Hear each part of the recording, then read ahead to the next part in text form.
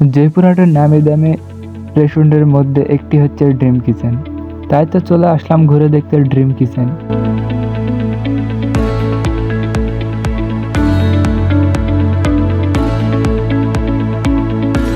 এটি প্রাকৃতিক সৌন্দর্য এবং এর চারিদিকে লাইট এবং রাতের ভিউটা অসাধারণ ছিল, এবং এর মধ্যে অনেক সুস্বাদু খাবার পাওয়া যায়।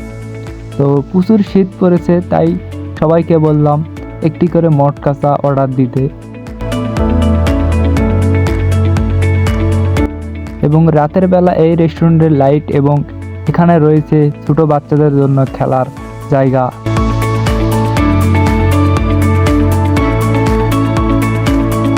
এবং এই রেস্টুরেন্টের অবস্থান হচ্ছে হিলি বাইপাস।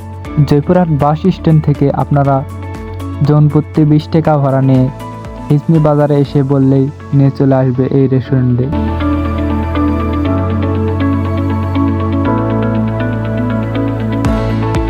এবং জয়পুরহাটে আসলে এই রেস্টুরেন্টটা একবার হলেও ঘুরে যাবেন।